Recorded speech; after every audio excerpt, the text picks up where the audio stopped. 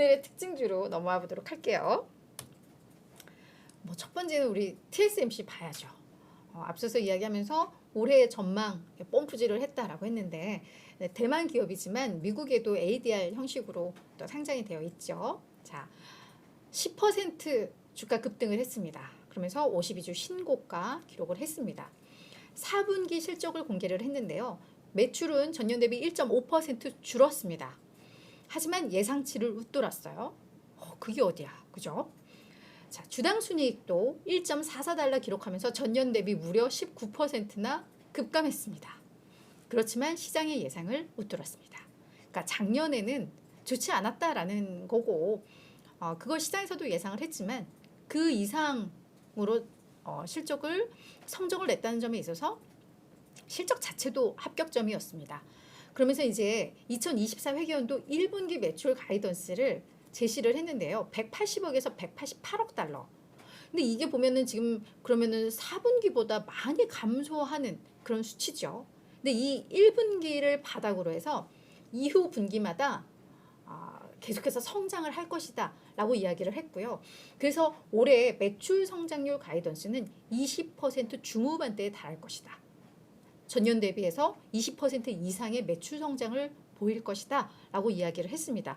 그 근거로는 고급 AI 칩에 대한 강한 수요가 확인이 되고 있다.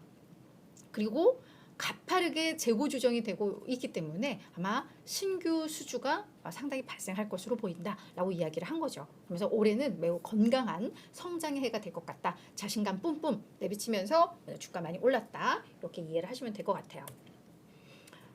자, 지금까지는 제가 약간 흥분 상태였죠? 그죠? 되게 신났었죠. 자, 지금부터 좀 차분해지겠습니다. 플러그 파워가 힘들어요. 그죠? 그래서 일단 저희 이번 주에 플러그 파워 한번 했잖아요. 그때도 뭐 23일 날 컨퍼런스 콜 예고를 하면서 얘네 대체 무슨 얘기하려고 그래? 라면서 그때도 12% 급락을 했는데 오늘 또 다시 12% 급락했습니다. 그래서 52주 신저가 또 기록을 했는데 오늘 당장은 주가가 안 좋지만 약간 희망의 빛은 보입니다. 그 내용을 좀 볼게요. 글로벌 수소 연료 전지 기업이고요. 자본 조달 계획을 발표를 했습니다. 이거 근데 예상 가능했던 거예요. 지금 플러그 파워는 현금이 부족해요.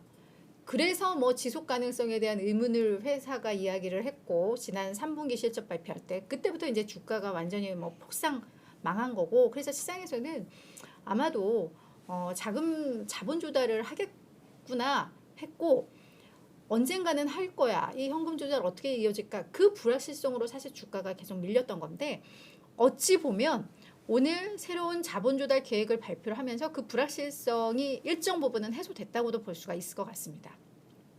근데 그 내용이 좀 아프죠. 최대 10억 달러 규모의 신규 자본 조달 계획인데 이게 수요일 종가 기준으로 플러그 파워의 시가총액이 17억 달러였습니다. 그런데 10억 달러. 그러면은 이게 엄청난 규모가 될 수 있는 거죠. 주주가치 희석이 상당히 많이 되겠구나. 그러니까 거의 뭐 50% 이상이죠. 이게 한 몇 퍼센트가 되려나 계산을 해보면 한 70% 되나? 77에 49, 7일은 7. 그러네 한 6, 70% 주주가치 희석. 그렇죠. 근데 다만 이게 그 방식은 빌 알리 증권과 신주 판매 계약을 한 건데요. 동시에 그냥 우리 유상증자 공모해서 10억 달러 공모해서 그냥 신규 상장하는 방식이 아니라 18개월에 걸쳐서 자본 조달에 들어갈 거고요. 1일 한도는 1,000만 달러 그리고 주간 한도는 3,000만 달러로 해서 시장 분위기가 나쁘지 않을 때 그때 수시로 그래서 최대 10억 달러 1년 6개월에 걸쳐서 그러니까 주주가치가 희석이 되겠지만 동시에 하는 게 아니라 순차적으로 시장에 영향을 덜 주기 위한 자본 조달 방법을 세운 겁니다. 그렇죠? 그러면서 월가에서는 그래 2024, 2025년 플러그 파워가 약 15억 달러의 현금 소진이 예상이 되고 있다. 그런 측면에서 자본 조달은 예측 가능했던 거다라고 이야기를 좀 하고 있습니다.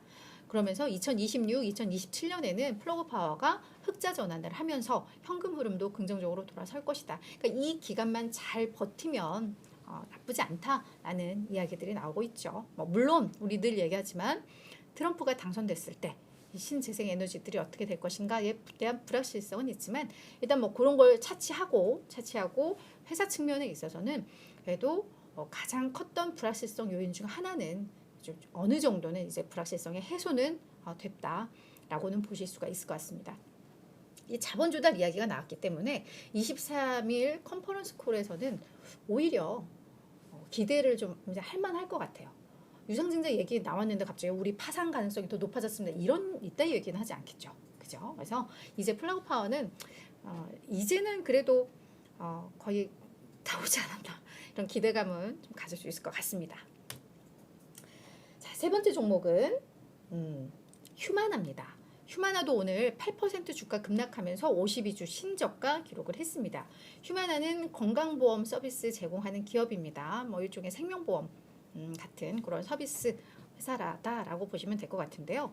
실적을 공개하지는 않았습니다. 25일 날 실적 발표가 예정되어 있는데 미리 사전에 뭔가 예고를 한 거예요.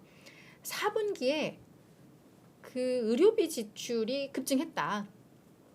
보험금 지급 이런 부분이겠죠. 그러면서 11월과 12월에 노년층의 입원율이 상당히 많이 늘었다. 겨울 되면 우리 노인분들은 많이 아프시죠. 근데 이제 휴마나가 핵심 사업 중에 하나가 메디케어 어드밴티지 사업입니다. 이게 뭐냐면 정부가 이 노년층에 대한 어떤 의료 혜택, 이게 의료 지원, 이게 오리지널 메디케어인데 그 부분을 말고 민간 보험사에다가 위탁한 부분, 그게 이제 메디케어 어드밴티지라고 해요. 근데 연방정부가 직접 운영하고 있는 오리지널 메디케어와의 차이점은 뭐냐면 그쪽에서는 지원하지 않는 치과, 안과, 보청기, 처방약 등까지도 다 보장이 된다고 해요. 그래서 아마 노인분들이 이것 중에 이제 선택을 하는데 이 메디케어 어드밴티지 쪽도 많이 선택을 하는 것으로 알려졌습니다.